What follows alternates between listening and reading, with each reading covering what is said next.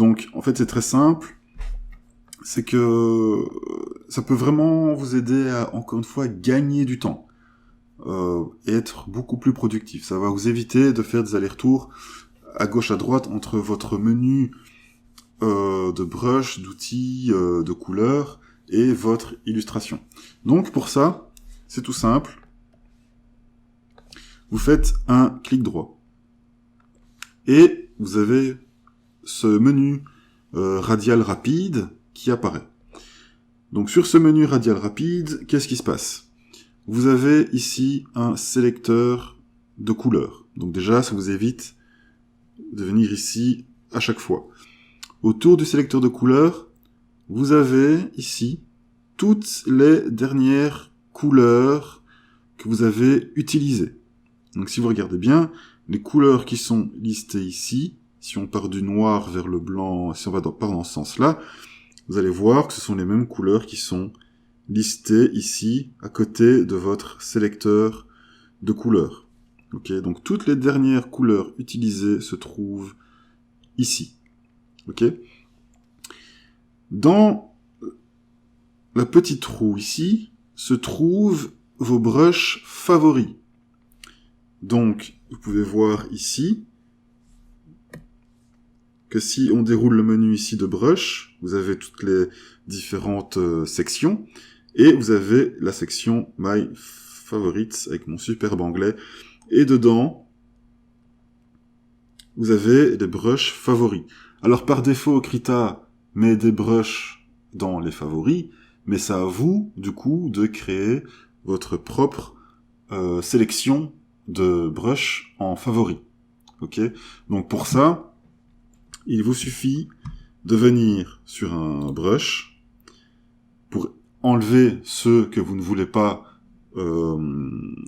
garder par défaut installés par Krita. Donc, vous sélectionnez un brush, vous faites un clic droit, il va vous proposer différentes options. Ok, donc l'affecter à une autre catégorie, l'enlever d'une catégorie, ou l'enlever de cette étiquette, donc des favoris. Ok, donc là je vais pas le faire parce que j'aimerais la garder. Donc si vous voulez l'enlever, vous faites enlever de cette étiquette, elle sera enlevée des brushes de la section des favoris.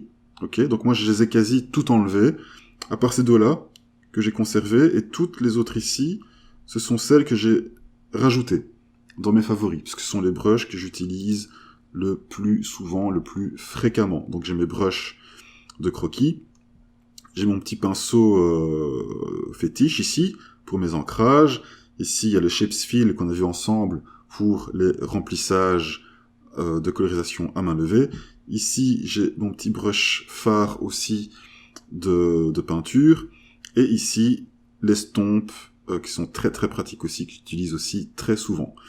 Ok. Et donc pour ajouter un brush dans les favoris, vous venez, par exemple, on va venir, peu importe, on va prendre celui-là, je fais un clic droit dessus, je vais sur affecter à l'étiquette, je vais dans My Favorites, ok, je retourne dans My Favorites, et il est bien ici, ajouté dans mes favoris. Ok. Donc c'est important de créer votre propre sélection de brush favoris. Ça va grandement vous aider. Et ça va surtout vous éviter, donc là après je vais enlever de cette étiquette. Oui, et il a bien enlevé. Donc créer votre propre palette de favoris va vraiment vous aider à ne pas tout le temps aller dans digital. Je prends mon brush, je dessine. Bon, j'ai besoin de faire une peinture maintenant. Je vais dans Paint, je prends mon brush, je peins. Vous voyez, c'est déjà c'est fatigant. C'est à un moment donné qu'on passe 2-3 heures sur une illustration, c'est vraiment fatigant de s'amuser à faire des allers-retours comme ça. Donc du coup, dans My Favorites, vous regroupez tous vos brushes. Ils sont tous là, accès, disponibles. Et soit vous venez les piquer ici, soit vous venez les piquer ici dans le menu rapide proposé par Krita. Donc c'est un clic droit pour accéder à ici, je le répète. Et comme vous pouvez voir, tous les brushes qui sont là sont les brushes qui sont listés ici. Enfin, presque tous, parce que ici, on peut en avoir 10, si je me dis pas de bêtises, 2, 4, 6, 8, 10, voilà. Alors qu'ici, j'en ai 11, je crois. 3, 6, 9, 10, 11, voilà. Mais sur les 11, j'en ai déjà 10. Ok, donc si vous gardez votre menu favori ici, accessible, et votre menu radial, si c'est pour aller de temps en temps chercher un brush ici, c'est pas bien grave. Ok, vu que la plupart seront déjà listés ici. Ok, donc là, c'est tous mes brushes phares que j'utilise tout le temps. Si vous êtes sur un brush, par exemple, je vais prendre celui-là, ok. Si je viens cliquer ici, sur la petite flèche, il va me proposer un autre menu sur lequel je peux décider de l'opacité de mon brush. Ok, le brush actif, hein, le brush avec lequel vous êtes en train de dessiner, bien évidemment.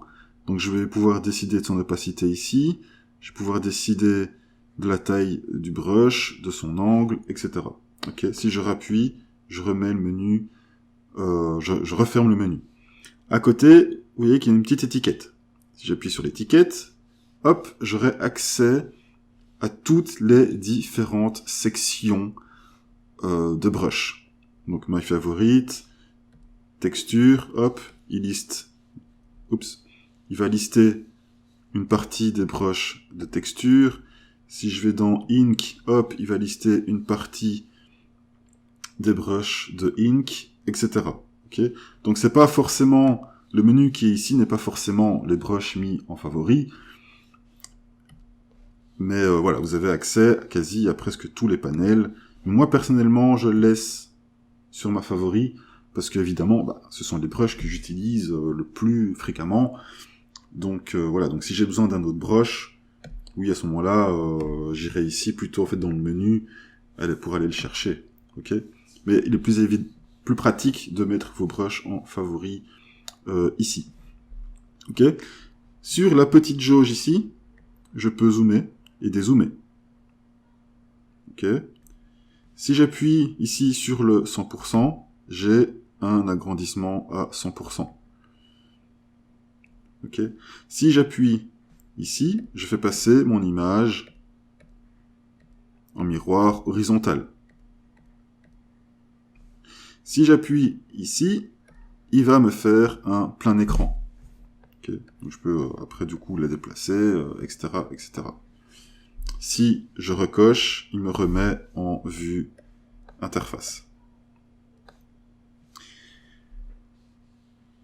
Et ici, la petite boule là, vous voyez, je peux effectuer une rotation. Les rotations sont très importantes quand on fait de l'illustration pour éviter de se retrouver avec sa main, que vous soyez gaucher ou droitier, dans des positions improbables pour peindre. Il faut toujours essayer de faire des rotations un maximum pour être le plus à l'aise possible quand vous dessinez. Ok ? Donc, par exemple, vous faites une rotation. Si vous voulez retourner à l'état initial de votre illustration, vous appuyez sur le pavé numérique de votre clavier sur 5 et il va réinitialiser votre rotation et remettre l'image droite. Ok ? Et ici, vous avez les couleurs actives. Ok ? Donc là, le noir, c'est ma couleur principale. La couleur ici, juste derrière, c'est ma couleur secondaire. Donc là, je suis sur le noir. Vous voyez bien ici, sur les sélecteurs de couleurs, que je suis bien sur le noir.